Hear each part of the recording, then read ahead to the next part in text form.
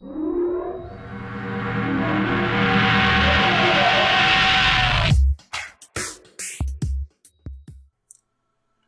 evening, everybody. Welcome back. Once again, I'm Isaac, playing Factorio version 0.17 on the current build. I have made quite a bit of progress in establishing my base. If we go over to map mode, we can see that I have finally expanded my copper with upgraded steel furnaces and red belts out in this outpost on 60 miners up here, and I have that loaded into a train, and it did take me a while to figure out how to set up a rail network for the game. My biggest issue was where to put the signals on the intersections and which signals to put there, but the Factorio wiki was a fantastic help on that, and a little experimentation had me fixing this right up.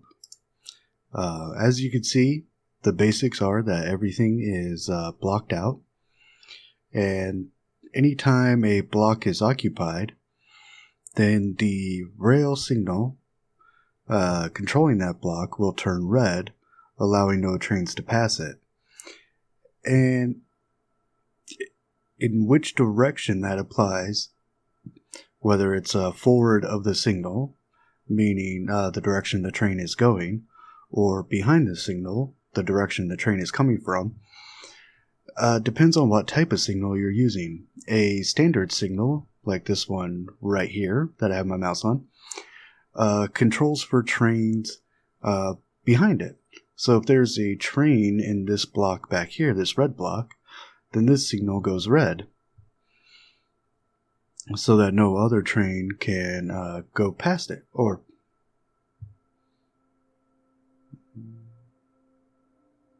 yeah, that's how it works.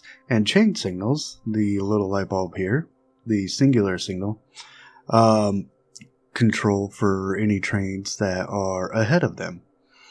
So if there's a train in this red block, then this chain signal for this forward direction here, south to north, will go red, not letting any trains go past it. So that's one thing to consider. Signals always go on the right side of the direction of travel. So for south to north, the chain signal goes on the right side and controls that pathing. And for north to south, this regular signal here controls the pathing for that red block. One thing that it took me quite a bit to figure out, and the wiki provided the information that I needed for this, is that trains will not go past a signal if it's on the left side of that train, left side being relevant to the forward facing of the train. So if the train is going from south to north and I only had this signal on the left side, the train wouldn't go past it. It actually needs a signal on both sides in the same spot, if you notice these little boxes down here. So it needs a signal on both sides to enable the train to go past. And that was throwing me off mightily. But I was able to figure it out. And I was able to figure out to such an extent that I used a train network to transport coal from this coal patch here over to a little coal dumping station so that I could get coal right here to my smelters without having to belt it all the way all the time. And then as we go down the line, we come in right here where we had our copper drop off, which is doing a fantastic job. And this is also our fuel depot, with our rocket fuel being transported by logistics bots. This train right now is stuck right here, which I would presume to mean that a train is somewhere on this line.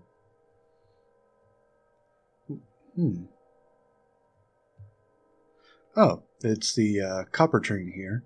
So it looks like I'll probably have to go back in and do some finagling.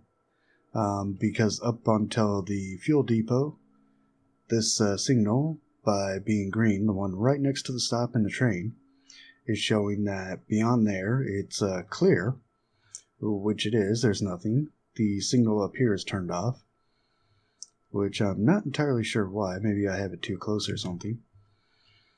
But I think that's throwing these chain signals off, because going this way, this signal is red. That's correct, because there's nowhere for a train to go over here. But this signal is green, so this train should come down. But this one is red. And I think that's because it is going off of this red block here, which currently has a train sighting in it. It's not too big an issue. I'm not running a whole lot of goods through, so I don't need my trains constantly moving. But I think I just have to switch that signal out, so that while I like my train stopping right here, it will have to be able to go once a train is beyond it. So I'll later on go back and fiddle with those signals some more. But even with that inefficiency and that issue, the train network still does work, because as soon as this copper train unloads fully, or the inserters here stop moving and it registers no activity, it'll move on to the fuel depot, allowing my coal train to get back to work. I still have the solar panel arrays here, and we should still be doing fantastic on power. And as you can see, we definitely are, even without researching anything. I upgraded some iron so that I have one of my iron lines doing double production with my upgraded steel furnaces. Turned a bunch of these belts in from yellow to red, upgraded them, I guess is the actual term. And that brings us to me now. And what I'm planning on now is getting Purple Science built. And I want Purple Science built because it's the only one left before I can launch a rocket into space. And if we check the rocket silo, I have exactly, well, it looks like I only really have 3 researches left to go. And we'll get started on the rocket control unit. And then we'll queue up the productivity module researches. And then we can queue up the rocket silo. And that's all I have left for research, and that, as you can see, is bottlenecked by Purple Science. So, I think it's time I got to building that. Because this has definitely gone on quite long enough, I think. Oh, it's been a fun ride. But I did have one goal, and I really do want to get it accomplished. So for Purple Science, what I'm going to need is rails at... It's looking like I'm going to need them at 20 per production cycle, since I'm only going to be using 14 Purple Science assemblers, so let's put those down just to keep track. So if I'm only going to be using 14 Purple Science assemblers, and I think we'll set it up just like we did the Yellow Science. So we'll have one belt. Nah, we'll set it up with both belts behind it. No reason to make this much more complicated than it needs to be. This is just a placeholder so I remember how much I have going, because I want to produce 2 science a second. And since this produces 3 packs every production cycle, then, just like with Yellow Science, I'm going to produce for 2/3 of a full 1 per second cycle. So, what this means is that instead of 30 rails a second, I'm going to need 20. And I'm still going to need, well, 2/3 of an electric furnace a second, and 1 productivity module every... 2 productivity modules every 3 seconds would maybe be the better way to say this. So, yeah, let's get to building those. So let's start with rails, because I obviously had to build some to get my wonderful rail network set up. So we're just going to go in here, and what we need for rails, they produce at 4 per cycle. So to get 20 per cycle, I'm going to need 5 rail machines. So let's get that started up over here.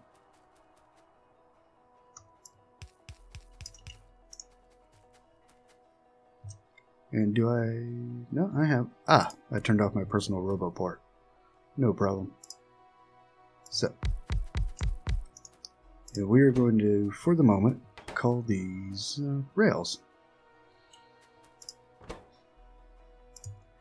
Now, for every 2 rails, I'm going to need 1 iron stick assembler,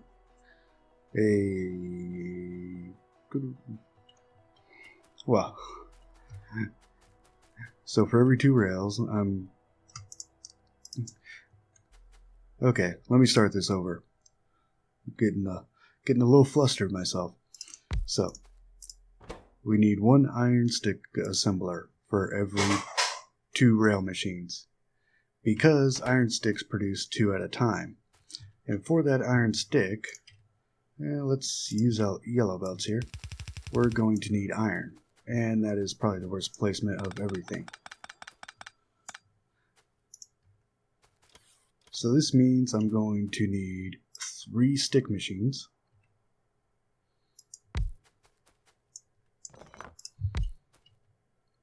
And we'll run them a little something like this. And for my rails, I need the sticks, and I need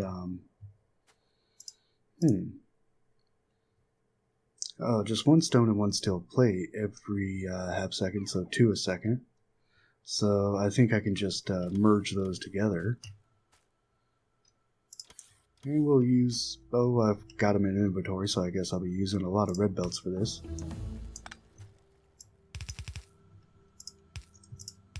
So we'll do something like this. And then we'll just have the output coming down here. Or actually, let me shift that over. I think what I really would prefer to do is, since I'm going to have 10 items or 20 items per second coming in and 20 items per second going out, I think I'd rather have close inserters, or the short-handled ones to output, and we'll make them fast inserters.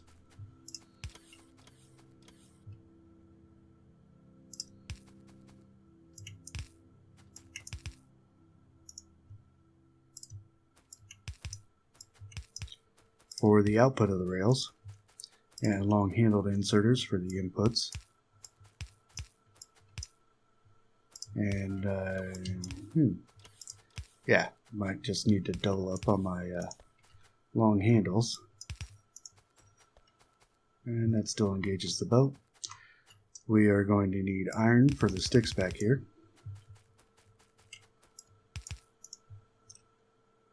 And that's just 1 plate. So we can do that with our good old slow inserters. And this is going to put us into a position where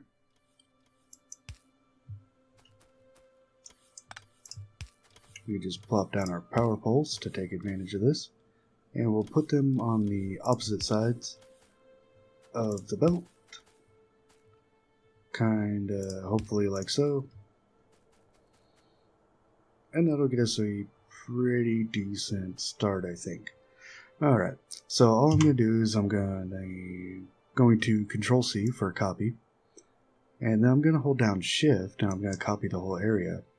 And what I don't want to include, I'm just going to right-click out. And then I now have this to paste down. So what this should mean is that I can just go ahead and Actually, I wonder if that control paste, that copy paste shift works if I do it with cut and paste. And it does. You just go in here, do the same thing, select it, and in this case I just want to move it over. Nope. Looks like it did it just as a cut and paste. No problem. We'll get all this taken out. Thanks to my handy dandy bots. Oh yeah, and by the way, I did expand my bot network. And these guys are being just a little too slow for my taste.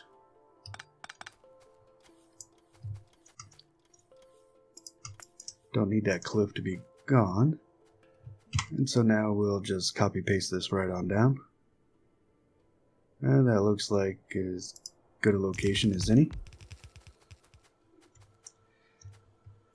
Now the biggest question I currently have is, where am I going to be getting my stone from? Because I know where I'm mining it from. I just don't know how I'm going to get it from that mine to here just yet.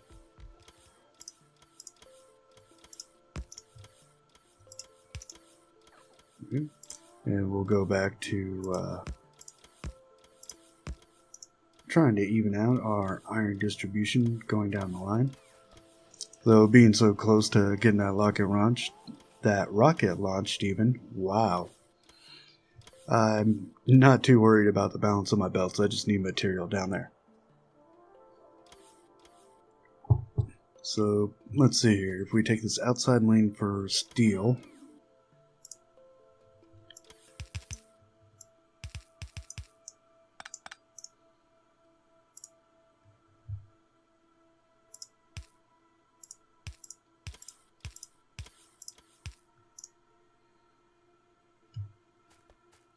Oh, I did not need to do that.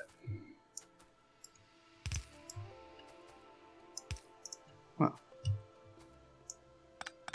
that's okay, I can use all those ingredients somewhere.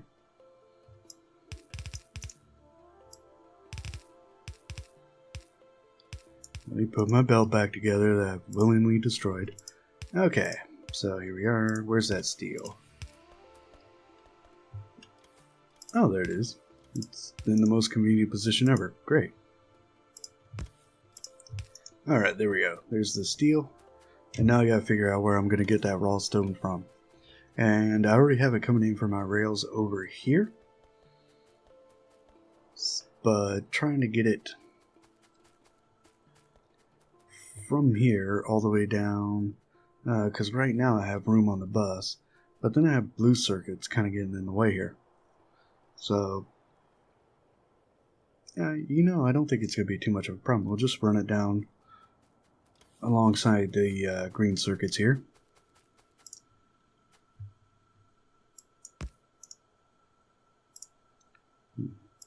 Pop the underground right there.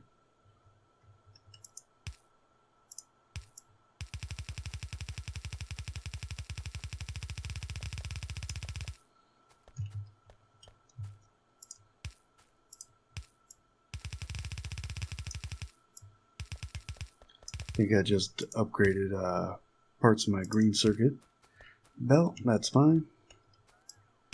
I am sure it'll get over it. And I think what I'm going to do right here is that opens up just a space. And so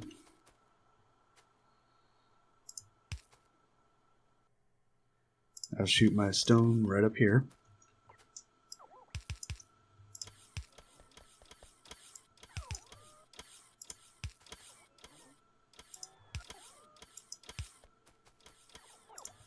And then we'll just bring it right on in. Yeah, there we go. And that should work plenty fine. The only issue is that while this belt can move 30 items a second, I'm not so sure if it can do it all on one side. And this is going to be the most we're going to need for Purple Science is those 20 rails. I think I'll just put electric furnaces and productivity modules on the same belt. So what I'm going to do is, I'm just going to underground right here. Put in a splitter at roughly the halfway point.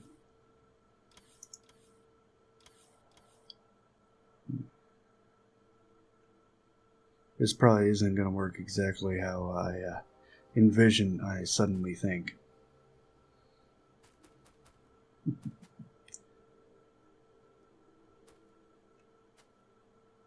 Because what I want to do is balance this onto the lines.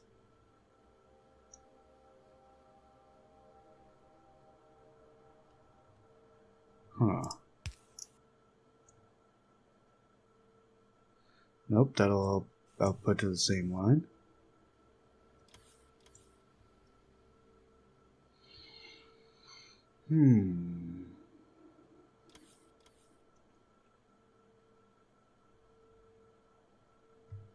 Well, what I can do, I guess, is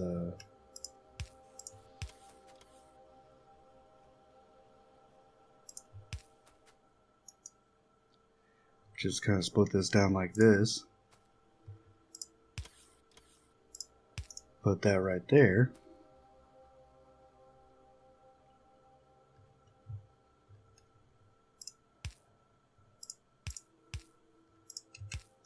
And do a little hocus pocus like that or something. But it gets rails producing and sorry about that weird sound. But it gets rails producing and it will eventually get them down to our science there. So onwards and upwards.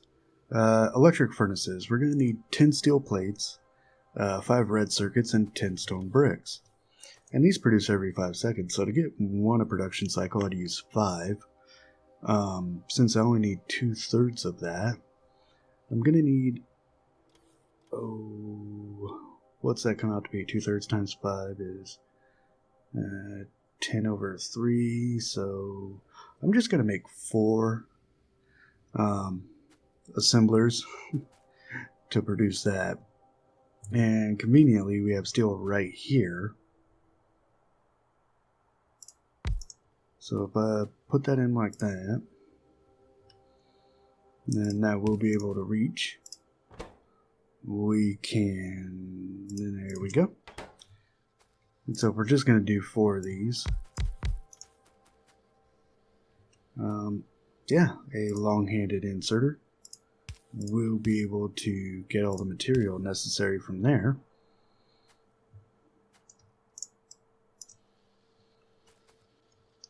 And in fact, I probably could have moved these closer, but the long-handed inserter does give me a little bit of room.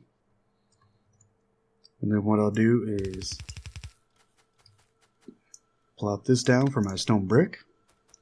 And what else do I need for these guys? And red circuits, but those were much finer amounts. So just like we did, I'm going to move this over here, but I think this time I'm going to slightly offset this. A little bit like that.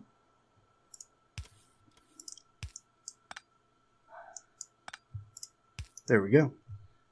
And red circuits and stone. Or the bricks right there. Perfect. So, yeah. I'll just underground right there.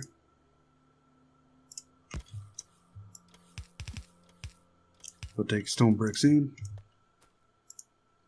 Come off right here. Run our red circuits right up. And there we go. Run an output line. And once again, use our very handy long-handed inserters to output. And then some high-speed inserters to input.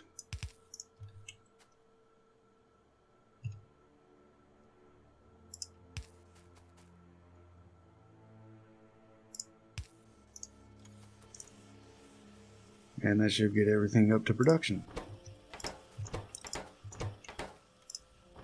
Yep, there we go. And it looks like it's keeping up very nicely. Alright, so with that done, then I believe we're on to productivity modules. There we are. And for those, we just need red and green circuits. Very simple, very easy, but we need a bit more than 4 or 5. We're going to need 10 of these. So that shouldn't be too big a deal.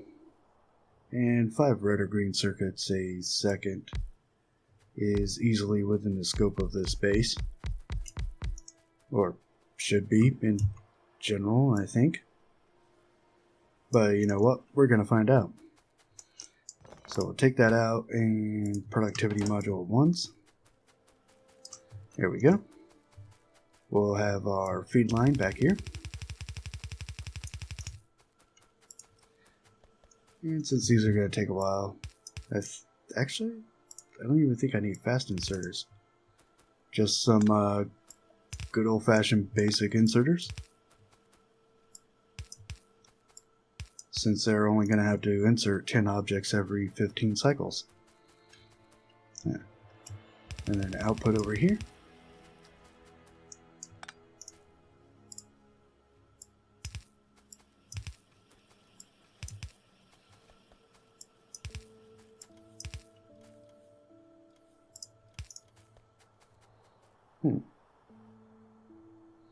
That's where I goofed.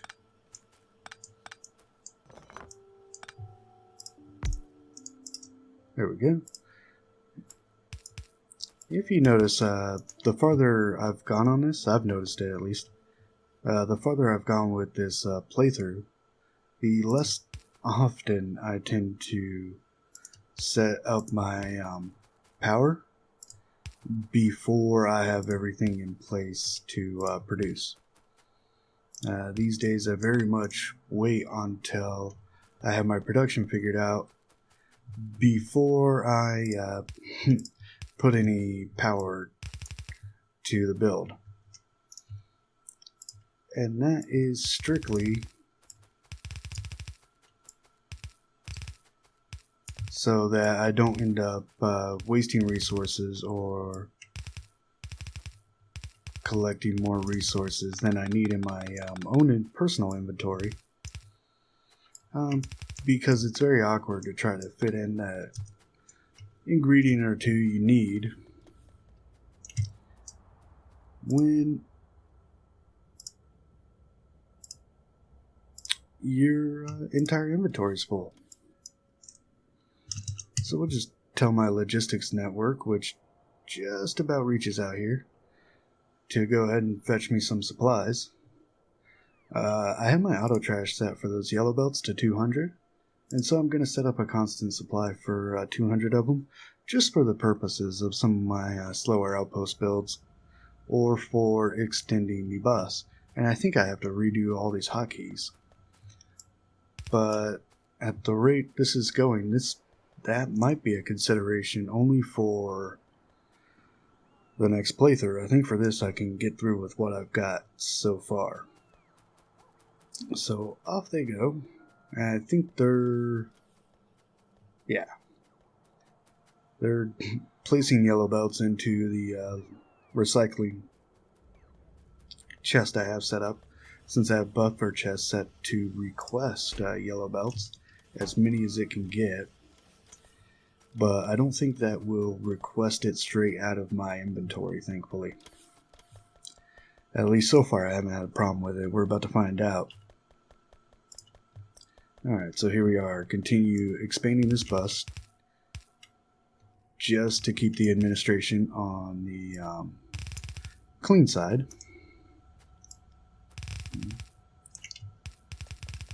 It would be rather awkward at this point in the game, I think, to accidentally truncate one of my lines when I had absolutely no reason to.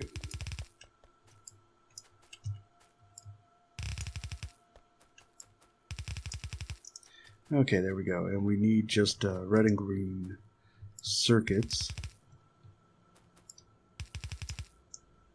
for this. So I think we'll just cut red right here again. Run those guys up. And And then we are going to, of course, cut the entirety of the bus right here, so we could branch off some green circuits to join them. And we're just gonna balance that off and push it constantly to the right, or to the upside of the bus, as some might say. And all that's flowing well. We have everything producing. So now I guess it's just time to actually run this down to its final destination.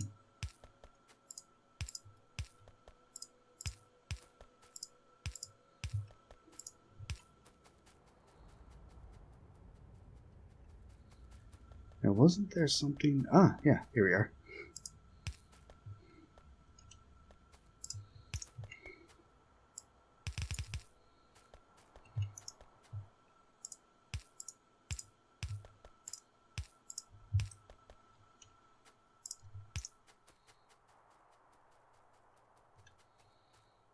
Okay.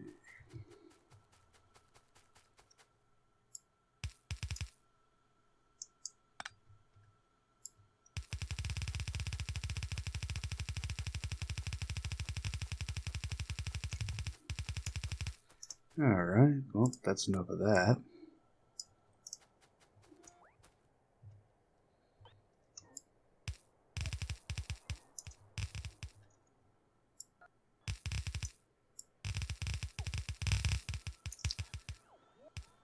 Just might use some of those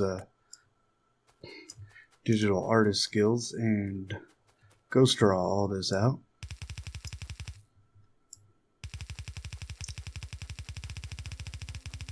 Alright, and here we go, finally getting all our resources down towards the purple science here. And running out of belt, making it happen. Where's the logistics network? Probably far, far away. Yeah. It's actually not even that far away, I just happen to be in the right spot to be out of frame. Alright, so for those red belts, we have 100 on the way. That should be enough to get this finished. Where does that logistics network? Right about there, okay.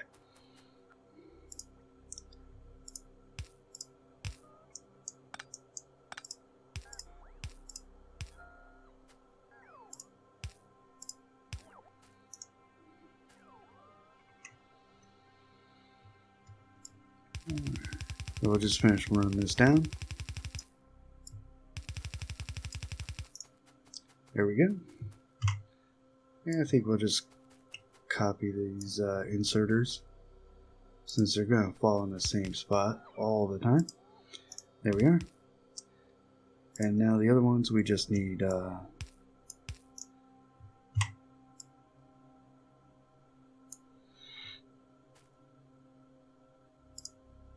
good old yellow inserters.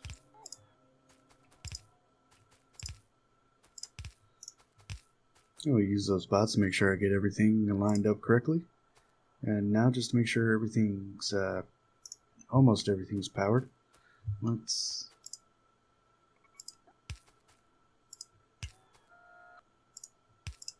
make sure we can output. There we go.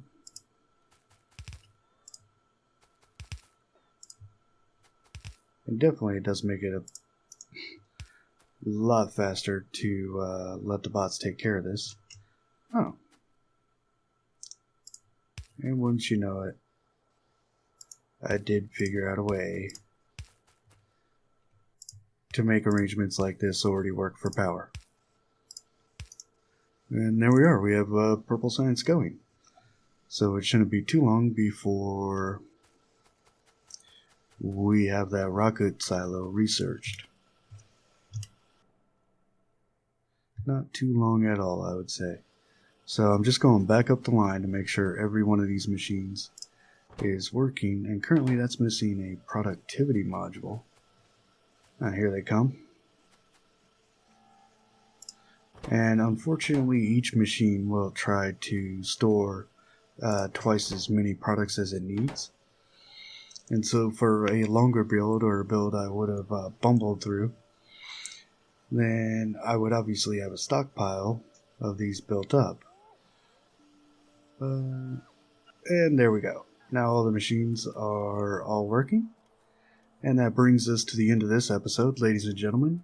That was Purple Science. So thank you very much. We are very close to getting that rocket launched. I think I'm going to spend some time upgrading the base, seeing what I need for that rocket silo, because that does not strike me as a small amount by any means. The 200 electric engines aren't an issue. The 200 blue circuits aren't an issue. Even the 100 pipes are a breeze. But I have to set up a new build for concrete, and I have to store up 1,000 steel plate. And while we're thinking about that,